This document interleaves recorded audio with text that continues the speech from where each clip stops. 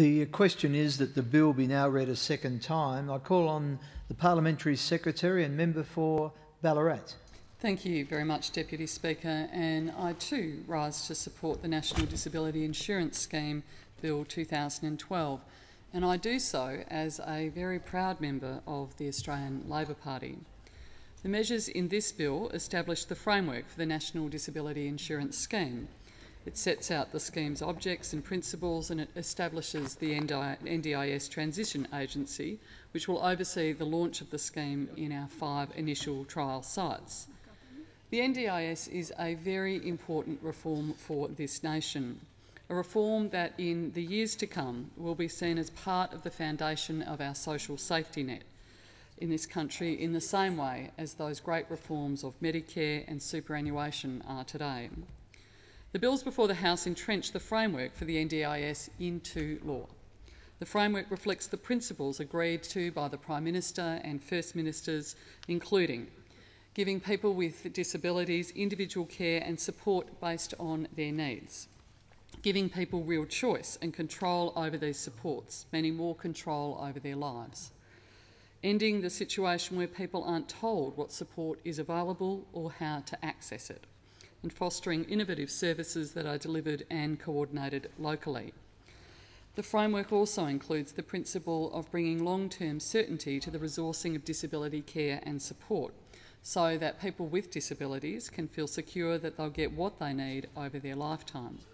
It also is based on a whole-of-life approach in the context of people with a disability, so that it responds to each individual's goals and aspirations and how to strengthen the other informal and community supports that are important for the person with a disability. The scheme is intended to move away from the crisis model, where families only receive support if they're unable to continue in their caring role and there are no other options. It's working with families before they reach that point to make sure that the valuable informal care they provide can actually be sustained. It takes a lifelong approach. Also means focusing on intensive early intervention, particularly where there is good evidence that it will substantially improve a person's functioning or slow or prevent the progression of the disabilities over their lifetime. These are very crucial elements of the National Disability Insurance Scheme and a fundamental change to the way in which disability services are provided in this country. At the heart, the NDIS is a simple scheme of entitlements. Eligible people with disabilities will be entitled to access a bundle of services from a provider or providers of their choice. The services will be available throughout a person's lifetime and will change as their needs change. But despite the simplicity of the notion of the scheme, it is not simple to establish. We know not just from the Productivity Commission report, but from the many pleas from people with disabilities that have led to this scheme coming into place, that our current system of service provision for people with disabilities does not work. It is patchy, and what you may be entitled to depends on how your disability came about, where you live, what funding happens to be available at any particular point in time, your age, what not-for-profit or other agencies may actually be in your area. In many instances, you may not be eligible for any services at all.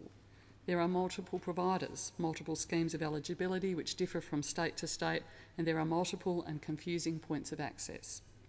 To try and pull all of this together, to unpick the current system, reach agreement with states and territories about a common funding pool, understand its interaction with the various motor accident and workplace accident compensation schemes, establish a system of providers, establish a system to determine eligibility and for what, and then to establish delivery mechanisms is incredibly complicated. But we have to start. And that is what these bills are about, the start of an incredibly complex but fundamental reform. I have spoken in this place on many times about the strong history in my own region for supporting people with disabilities. There are a number of organisations who provide people with disabilities with access to education, to work opportunities and to independent accommodation. They've been working in this space for a very long time. Many, such as PINARC for example, have championed the principle of choice and self-directed services and individual choice for people with disabilities. It has been a hard fight to get people to move to that system.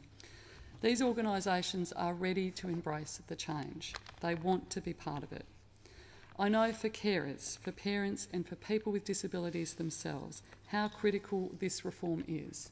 I know many people in their roles as parliamentarian and in fact in previous lives before coming into this place will have met with or know family members and people who have disabilities, and they know and watch as the awful struggle to access services, the bewilderment that is often confronted for people with disabilities about what they may be able to get, and in fact often finding that in fact they're not eligible for any services at all. I've seen many families, particularly with young people who have, with children who have received a diagnosis, desperately struggling on what you know is going to be a very long and hard pathway to try and find services. And even where they may be eligible for services, there's often not enough funding on that particular week, on that particular month or particular financial year for them to even be given them in the first place. So we know this is a fundamental and critical reform. There has been a lot said about the ideals that are behind this reform. But ideals are not worth the paper that they are written on or the many speeches we will give in this place if they are never actually implemented. And to me, that is the stark contrast between the Labor Party's commitment to the National Disability Insurance Scheme and what is happening on the other side of this chamber. It is very easy to say, I support the NDIS, and I suspect there would be very few members of Parliament who do not support it at all, with their whole hearts. But the test is, when are you prepared to actually make it real? When are you actually prepared to put pen to paper and agree this is going to be implemented and this is how? And that's the hard work. A hard work, and the previous speaker talked about it being a generation of hard work, and it will be. Stella Young is a very staunch advocate for people with disabilities, and she highlighted the point that I've just made in a terrific blog that she wrote this month, commenting on the Leader of the Opposition's press club speech and a question he was asked about NDIS and the Opposition's commitment to it. And she says, and I'm quoting for a fair amount here, she said, "The National Disability Insurance Scheme is one of those things that has been put on the Opposition's Let's Wait and See list." Of course, elsewhere in the speech, Tony Abbott said, after all, the measure of a decent society is how we look after its most vulnerable members. Excuse me, Stella says, while I pause for an eye roll. If I had $1 for every time I had heard that one, I could probably just fund the NDIS myself. The thing is, Mr Abbott, and again I'm quoting, fixing the broken disability system we have in this country isn't like saving all your pocket money until you can finally afford that CD player you desperately wanted when you were 12. It's not a luxury item that we can simply do without until there is some spare cash floating around. What you said yesterday, talking about the press club speech, made it very clear that you see improving the living conditions for people with disabilities and our families as an indulgence. Stella doesn't let us off the hook either, and nor should she. She says in that same blog, the 7-year timeline outlined by the Gillard government is already far too long for people with disabilities. Stella's comments, I think, point very starkly to what this debate today is actually about. The clear message from people with disabilities is that they cannot wait. They should not be asked to. We have a lot of work to do, a huge amount of work to do, to ensure that we deliver a system that enables people with disabilities to fully participate in all aspects of community and economic life in this country. The bills before the House are a start.